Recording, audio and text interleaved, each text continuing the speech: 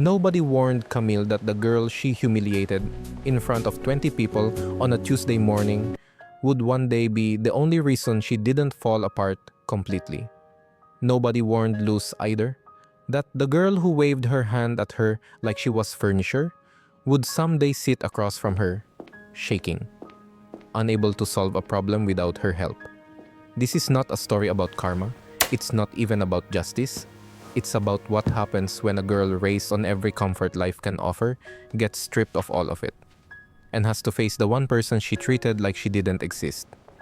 But here's what makes this story different from every other redemption story you've seen. The girl who was humiliated, she had a choice. And what she chose, no one saw coming. Camille de Santos grew up in a house in a gated village in Quezon City where the floors were always clean because someone else cleaned them.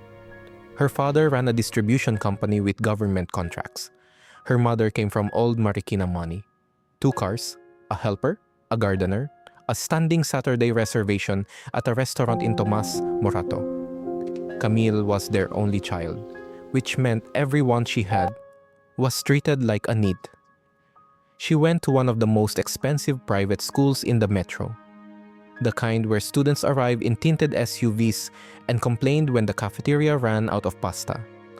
By 17, she had mastered the one skill that school actually taught her well: how to rank people.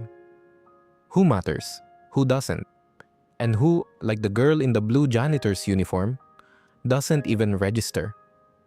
The girl in that uniform was named Luz Reyes, 20 years old, third-year college student. She had been waking up at 4:30 a.m. since she was 15. Her mother sold fish at the wet market in Novaliches, up before 3 a.m. every day to claim her spot before the morning rush. 2 younger brothers. School supplies she had to budget for every August.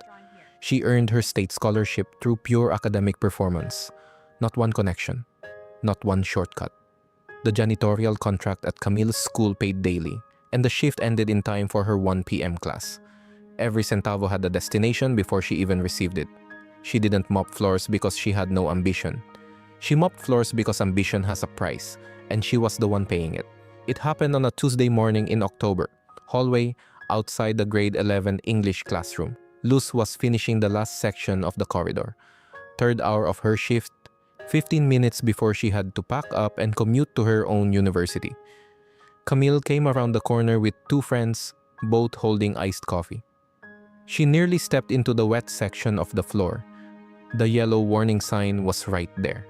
She just hadn't looked. She jumped back, startled, then looked at Luz the way a person looks at a broken appliance. "Grabe naman," she said. "Bakit hindi mo nilalagyan ng sign?" Luz pointed at the sign, directly beside her. Camille stared at it. Then she looked Luz up and down, slowly, deliberately, and said, loud enough for the classroom doorway full of students watching, "Nakakabasag ng trip. Kadiri." Her friends laughed. A few students laughed. Someone said, "Ay nako." And then, this is the part that stayed. Luz did not flinch, did not look away. She held eye contact with Camille for 4 full seconds. 4 seconds of complete stillness. Then she picked up her bucket, placed it on the cart, and walked down the corridor without a single word. The hallway went quiet after she left. Even Camille's friends stopped laughing. But Camille had already turned away. She had already moved on. She didn't realize it then. But that 4-second look was the beginning of something she wasn't ready for. 2 of the students watching from that doorway had been talking to Luz just 5 minutes before it happened. She had stopped mopping to help a first-year girl who dropped her papers all over the wet floor. Bent down, picked everything up, smiled, and said, "Okay na yan?" Then went straight back to work.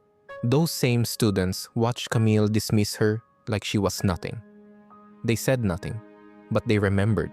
And in schools like that, people always remember. The first sign came in February. Not a dramatic announcement, just a phone call she wasn't supposed to hear. Her father in the kitchen, voice low, saying 3 words that didn't fit in their house: restructure, Exposure? Timeline. He turned, saw her standing there, and said he'd call back. Dinner that night was quiet, in a way their dinners never were.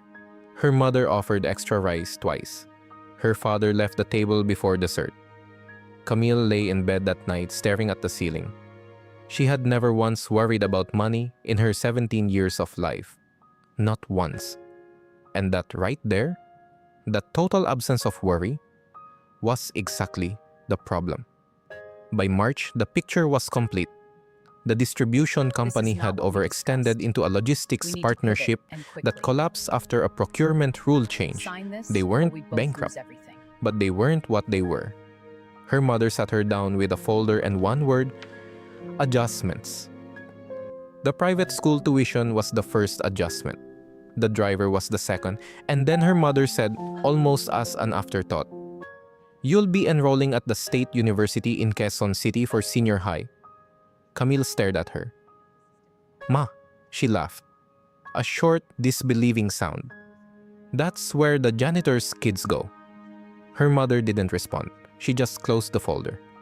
And the silence that followed was the loudest thing Camille had ever heard. The State University was harder than anything Camille had ever walked into. Not harder to survive. Harder academically, in a way that found her immediately. First week, a professor asked the class to give a 1-minute verbal analysis of a Philippine historical event. Camille stood up, smoothed her blouse, and delivered what she believed was a perfectly reasonable response about Rizal. The professor waited for her to finish. Then, "What primary source are you drawing from?" Camille blinked. "Sir? Your source," he said again, flat and patient. "The document, the record, the basis for what you just claimed." She had nothing. 3 vague things from a review center she barely attended. 20 students in the room. Absolute silence. A guy in the back row looked down at his notebook. The professor moved on. Camille sat down and stared at the desk for the rest of the class. Her face was hot. Her hands were still. And for the first time in her life, she understood what it felt like to say something with full confidence and have it mean nothing. She failed 3 subjects in her first term. Not 1, not 2, 3. She found out through a printed sheet handed through a window by a clerk who didn't even look up. She folded the paper, put it in her bag, held it together through the whole jeepney ride home, cried at her desk at 11 p.m. with the module open in front of her, pen in hand, nothing going in. She had been in school for 11 years. 11 years. And she had almost nothing to show for it that was actually hers. Not a single study habit, not a single method, not a single real skill, just borrowed answers and a family card that had finally stopped working. The floor, as they say, had opened, and there was nothing underneath it. It was her blockmate Rina who said the name. Rina knew everyone, the way people who grew up with limited resources learn to know everyone. By usefulness, by reliability, by who actually delivers. She told Camille about a third-year working scholar who tutored near the library on Tuesdays and Thursdays. 300 pesos a session. "What's her name?" Camille asked. Rina said it. Luz Reyes. And something happened in Camille's chest that she couldn't explain. Not guilt. Something older than guilt. The hallway. The bucket. The 4 seconds. She said quietly, "I know her." Rina raised an eyebrow. She's one of the best students in the college. Camille didn't respond. She just put her fork down and stared at her tray. Because what Rina said next was the thing she was not ready for at all. "She tutored someone from your old school last term," Rina said. "She knew exactly who you were before you even walked in." What? Camille looked up. "What?" "She told me. She said if you ever showed up, she'd still teach you." Camille sat with that for a long time. This woman, who she had dismissed in front of 20 people, who she had reduced to a word, who she had never once apologized to, had already decided to help her. Before Camille even had the humility to ask, She stood outside the study area on a Thursday afternoon for 6 full minutes before walking in. Luz was already there. She looked up. The recognition was immediate and mutual and completely unspoken. Luz said, "Sit down." "Which subject?" Camille sat. "Physics." Luz opened a blank page. And the fact that she said nothing else, no confrontation, no coldness, no performance of grace, was the thing that undid Camille the most. Luz thought like someone who had no patience for excuses but infinite patience for effort. She never gave the answer first. She asked questions until Camille was forced to actually think. Not guess, not borrow, not perform. When Camille got something wrong, Luz didn't say Mali. She asked the next question, the one that traced the mistake back to where it started. So the error became a lesson instead of just a correction. Camille had been in education for 11 years and no one had ever taught her this way. Because no one had ever actually expected her to figure anything out herself. 3 sessions in, she was staying an hour longer than she booked. Not because Luz asked her to, because she was not ready to stop learning. She learned Luz's life in pieces. Not because Luz talked about it. She didn't. But the details were there if you were finally paying attention. The 4:30 a.m. alarm.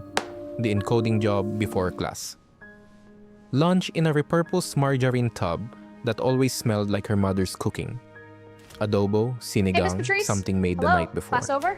Yeah, A textbook with its spine retaped twice with clear packaging tape. The single breath Luz took before answering a hard question. Eyes closed, just for a second, like she was pulling from somewhere deep in herself. This woman had been carrying a full life on her back since she was a teenager. And she carried it like it was just the shape of her body. Like it had never once occurred to her to put it down. It happened during a night study session, 3 weeks before the end of second term. Camille was alone in her room, working through a problem set Luz had assigned, when she heard her younger neighbor, a teenage girl, maybe 14, talking loudly outside the window. The neighbor was on the phone, laughing with someone. And then Camille heard it. "Kadiri naman yung damit niya," said exactly the way she had said it. Same tone, same carelessness, same complete absence of thought about the person on the other end of it. Camille put her pencil down. She sat there in the silence of her room with the module open in front of her and the laughter still coming through the window. And something in her chest cracked open in a way she hadn't seen coming. Not a soft emotion, a hard one. The kind that shows you something about yourself you've been refusing to look at. She thought about Luz at 4:30 a.m. She thought about the taped spine of the textbook. She thought about a hallway in October and a 4-second look from a woman who had decided to see her clearly, even when she hadn't deserved it.